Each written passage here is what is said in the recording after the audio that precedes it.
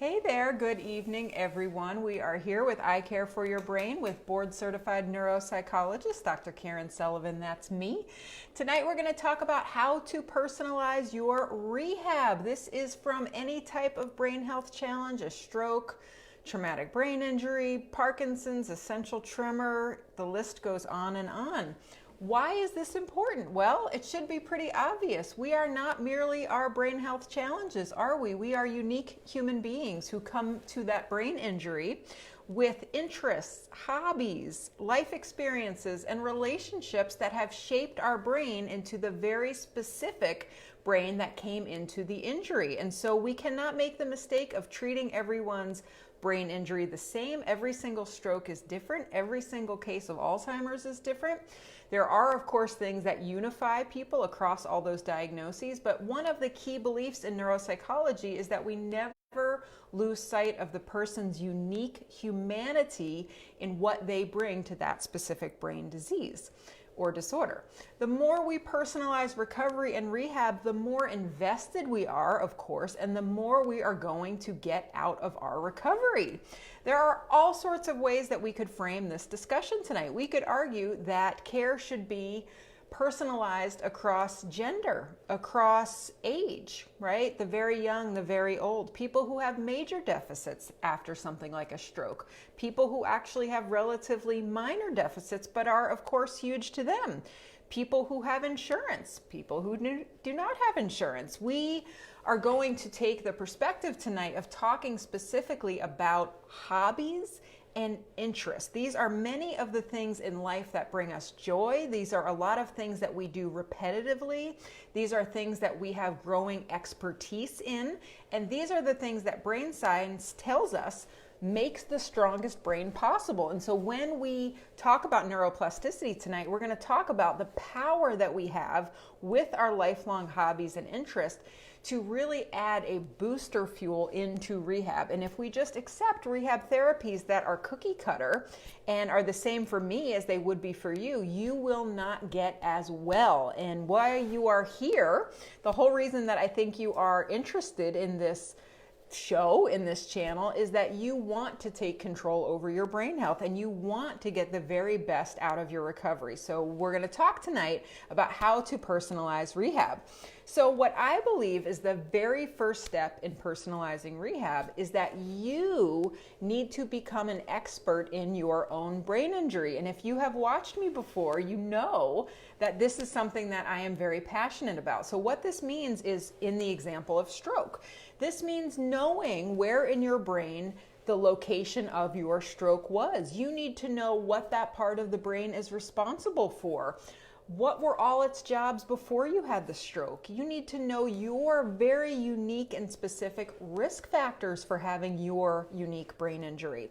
So for some people, unfortunately, to use the example of stroke again, there are no known reasons, but you need to know that as well as your doctors. It's very important to surround yourself with providers who freely give information. If you ever feel like your brain health provider is just kind of giving you little scraps and doesn't have the time or interest or interpersonal skills to explain things in very good, understandable detail, then time to get another doctor.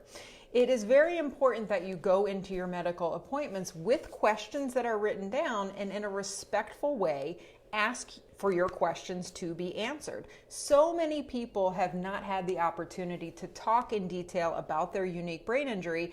And if you don't remind the brain provider that, hey, I'm a unique person and I want to know about my unique brain issue, then chances are you're not going to get the most personalized care. The next thing is to really take stock of the total impact of your unique brain health issue. So what I mean by this is not just allowing what is visible on the outside to be the things that get all the attention. That is very easy because when people have physical disabilities, we can see that, right? We can very easily test people's strength. We very easily can look at someone and see that the right side of their face is drooping. We can hear language that is not coming out the way it used to.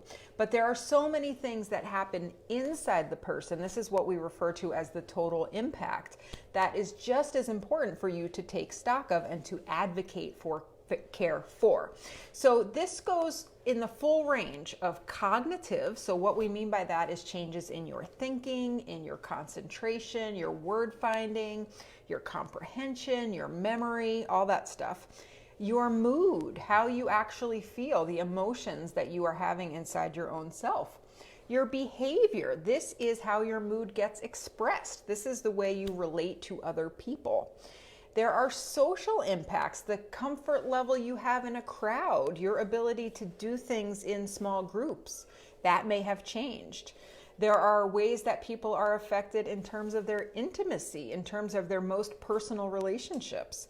There are financial impacts of brain health issues. There are sensory issues. Many people have very subtle changes in their vision or their hearing or the sensation of pain, and sometimes they aren't even sure if it's related to the brain health issue. So the big thing that I always advocate is something that we call in the Stroke Recovery Guide, make your map. This is so critical. This is your first step. It is your responsibility to document all the ways that your brain injury has impacted you, and then work with your doctors to figure out what exactly am I going to do about each one of these issues. And what really helps you get through this whole process of perseverance, because it's not easy in the way the medical system is set up, certainly not easy with the type of insurance reimbursement programs that we have nowadays, never mind if you live in a part of the world where you don't have access to experts, or if you don't have insurance and you don't have financial means. What is going to keep you coming back and fighting for more and more rehab and care is your why, your motivation. Why are you doing this? And if you just chalk it up to something as straightforward as I want to get better, I'm here to tell you that that is not specific or personal enough. You really have to make it very, very detail oriented about what specifically you want to do again and why. And that's the psychological fuel that keeps you going throughout all of the peaks and valleys of your ongoing recovery. So get very clear in your own mind exactly what it is that inspires you to keep at the very, very hard work of recovery. What is next, I think, the most important thing is knowing that you need to build on what is familiar to your brain. And so what do we mean by this? Well, to understand this, you really have to understand those brain networks, the different parts of the brain that are being damaged or injured by your unique brain injury. And what is key for you to understand is that networks are the way that information, skills, and ability are represented in the brain. And networks are actually physically pretty sprawling things. There's very few things that just one part of the brain is used for. That is the exception when we talk about things like speech and things like understanding language, and even certain types of ability to make memory. But many things the brain does is actually very widely distributed, and one little part of the brain over here does one piece, and one part over here, and there's a deep part of the brain that is connected to the prefrontal cortex, and it's a very integrated system. So what you have to remember with, let's just say, a stroke is that it is a focal injury. Only one part of the network in many folks is what is very significantly damaged. Now, when the whole network is knocked out, and let's just say it's a very large stroke, or it happened to get the parts of the brain that are involved with one unique ability, then unfortunately, in some cases, it is impossible to have a recovery of that specific function. And that is where the difficult but very important work of acceptance in rehab happens. But for many people, there are actually bits and pieces of this network that are still left behind after focal damage. So this is something like a traumatic brain injury or something like a stroke. So in these different nodes of the network are a part of the skill that are related to the physical abilities needed. Maybe there's some cognitive skills that are needed. We have emotions that are tied to it, memories that are tied to it. So the way you can start to think about the recovery process is that all post-stroke deficits can be thought of kind of like a building that has sustained significant damage in a storm. In many of you, there's parts of the foundation that will still be there. And if you build on that very same foundation, you're going to have a better chance at actually making the house look somewhat like it used to. It is not realistic to think that many people after a focal brain injury are going to return to their exact same way of being and doing as before. It is very realistic, though, to know that science supports you, and the more you put into your recovery, the more personal you make it, the more you will see recovery forever. It is an absolute myth that recovery only happens in that first few months. They extended it to a year. For a while, it was 2 years. The reason we think stroke recovery ends after a year is that that is typically the length of time that outpatient rehab is supported by insurances. I am convinced of this. If we had a world in which people were given never-ending high-level stroke recovery that kept raising the bar upwards, upwards, upwards, you would be absolutely amazed at what the brain could do. There's actually people that I follow on Instagram that do a lot of documenting about their recovery.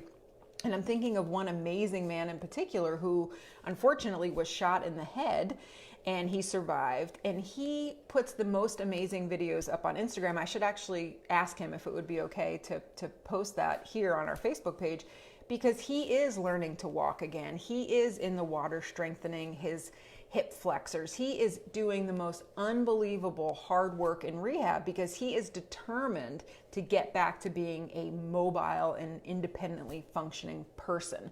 Now, if he were to just accept what the people in inpatient rehab were to set the bar at for him, there's no way he would have recovered to the extent that he has today. So you always want to remember that what you put in is really what you get back out.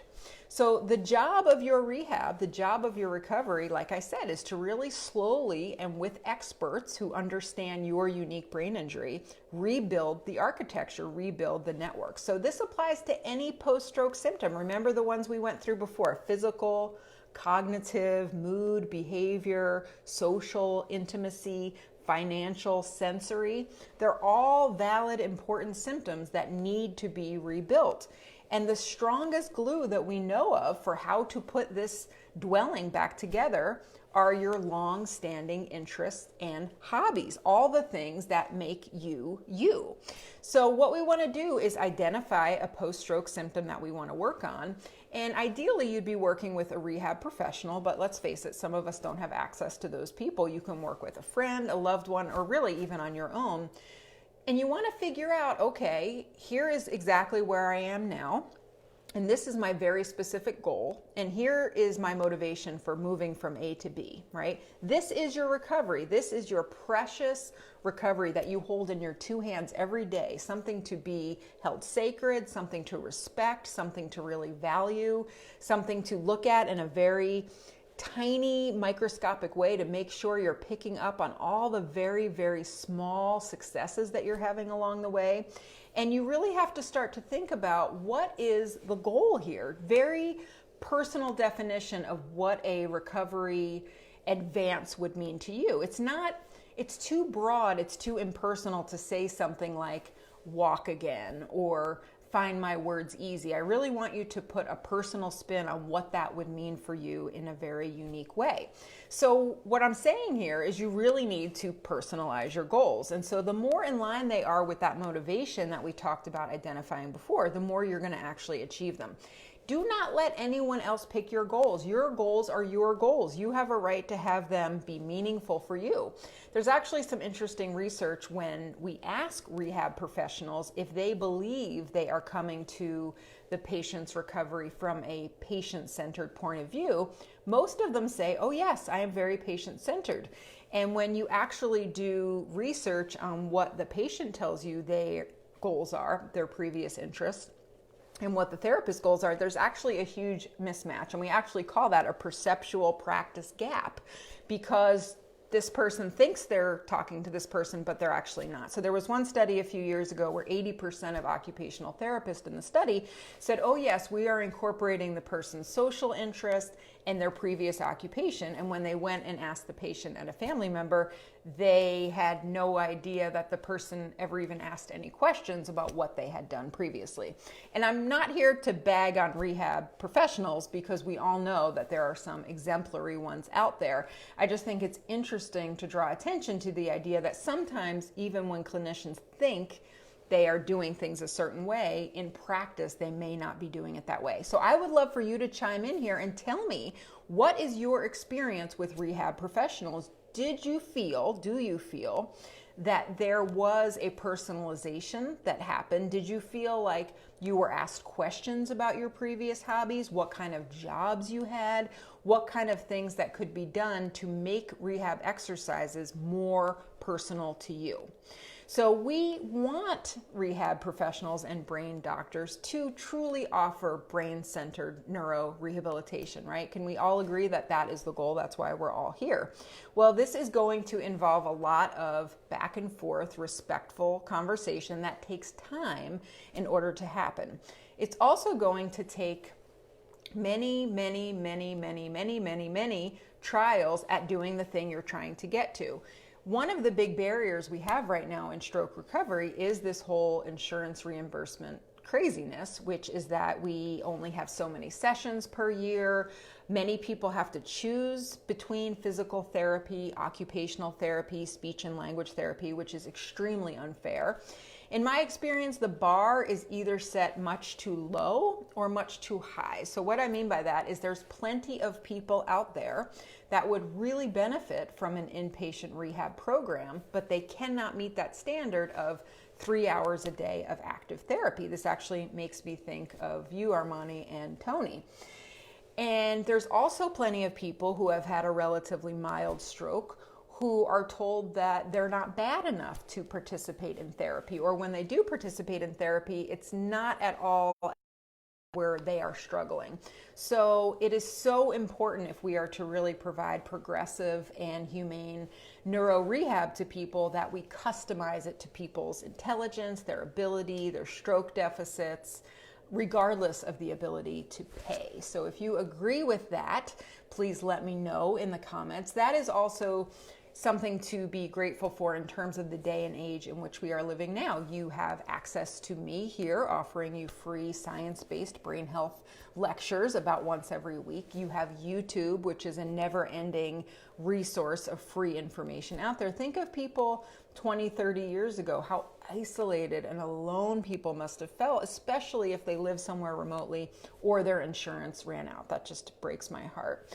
So the question is, how can you bring more of yourself into recovery? So we're just going to take an example of someone who was a lifelong gardener and had a stroke and unfortunately has some right-sided weakness. So can still use the right hand a little, but it's kind of clumsy. So you go to a typical rehab session and they're going to maybe have some therapy balls there. It's going to be relatively cookie cutter for the vast majority of people. Well, if we don't access this network in this woman's brain that relates to gardening, we are missing the opportunity to bring in very well-worn pathways of hand-eye coordination, visual spatial skills, how to use tools, how to move tools in space, memories of times with gardening that have strong emotions tied to them. When we get positive emotions and memories tied into rehab, it really is like rocket fuel that just makes people have so much more mental energy to engage in the task. So just the simple act of changing out a small shovel that she maybe used to use in the garden to something like a typical therapy ball immediately lightens up these brain networks, and now she's bringing a personal skill. There's more motivation to be able to participate in the rehab because now there's the thought of, okay, gonna get out in the garden, and now we've got all of this really necessary fuel that the person needs to work through the intense challenges of physical rehab. I don't think that many of us who have not been there don't understand how frustrating and how exhausting it is to keep trying something over and over again, and to feel like you don't see any progress, or to feel like the progress is so slow that it's painful. Every month for the last 3 months here in my community in Pinehurst, we have been offering a stroke recovery group, and we brought this idea to the group last week, and people had all sorts of amazing ideas where we tried to ask someone what is their favorite thing, their favorite hobby. What are they struggling with now in their stroke recovery? And we tried to brainstorm about different ideas of how they could bring that more into the recovery. So a couple ideas came up that I thought were interesting. So some gentleman said he really enjoyed baseball. So we talked about, and he has balance issues. So we talked about, instead of just standing there and using the bar that's at physical therapy, is maybe he could bring a bat into the rehab center, and maybe he could just use that for using with balance exercises. We also talked about that he's struggling a little bit with memory, but his wife commented that once he starts to talk about his old baseball players and the old teams, even remembering some plays of very important games to him, that his long-term memory just kind of flows out of him, which makes him feel really good because he's not struggling. Long-term memory is much, much more resistant to brain damage than short-term memory in almost every single brain health disorder. Just, again, using a baseball instead of that generic therapy ball. Rewarding someone after a hard month of therapy with going to a game. Even something as simple as, if someone's always been a dog person, getting someone to bring over a dog, arts and crafts, bringing yarn into different therapies, asking about their choices in colors if they're not able to use a hand or their hands in any way.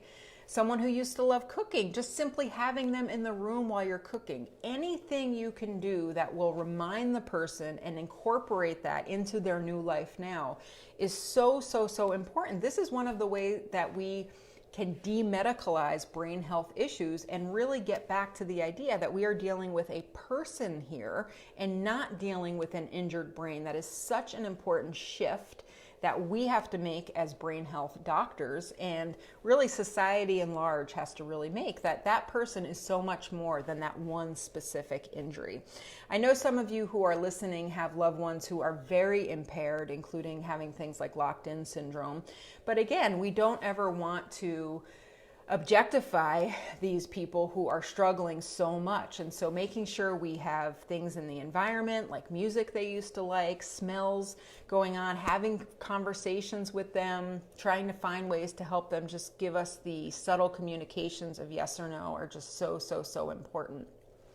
In the future, if I were to do this lecture in even 3 to 5 years, I believe the term personalizing your rehab would have a much different meaning. In the very near future, we are sure to see very big advances in true personalization of brain rehab. And what I mean by this is all of the work that's being done right now in cellular and gene therapy. There is millions of dollars right now being poured into the development of these technologies, and is very exciting to see what's going to happen. And the idea is to really be able to personalize very specific care. So one line of research that I've been following is that we know that many, many, many repetitions are needed to get back the function of, let's say, a hand or a foot, some kind of an extremity. And so now we're really trying to figure out how many repetitions exactly. We know in animal models that it takes about 600 different attempts for a rat who's been given a sham stroke to be able to get a little bit use back of a hand. And we think that's about double in human beings. So one of the ideas is to really get clear about how many repetitions the person has to do and to actually connect them to a robot that will move that hand that many times. And so it will be a prescription for personalized care, but it's also using the science that we know actually gets the people the results. So that actually sounds like kind of an ideal to me. So we're taking evidence-based medicine, but we're also making sure that we are connecting it to that person and that person's unique injuries. I think one of the main points I want to get across in this lecture tonight is the importance of being assertive with your brain health providers, to be assertive about all your needs, not just the things that people can see. The importance of advocating for you to be brought into the therapy session, that is just so critical. And to not give away your power to the rehab industry, to the medical industry. You have to really take control of your rehab. That's what you're doing by being here, because you're learning, and I hope you're applying these things we talk about here on this channel. And that's really how you're going to get better. Rehab can't stop when the insurance system tells you it stops. You have to work at it every single day. Thank you guys so much for being here. I hope that you found this useful or motivational in some way. I would really be honored if you would help me spread this to as many people as we can. I think this is very important information and support that so many people need. So many of us were brought up with this idea like doctors are here and we're down here, and I think the tide is really changing and people are becoming more respectfully demanding of the care that they deserve. I always want to make sure you all know that I want you to like your doctors. I want you to trust them. I think that there's so many very, very smart and big-hearted doctors that are out there. You just might have to go through a couple frogs to kiss that prince or princess. I will be back with you guys either next week or the next week. I'm not quite sure. But until then, I hope you guys have a great couple of days. Bye-bye.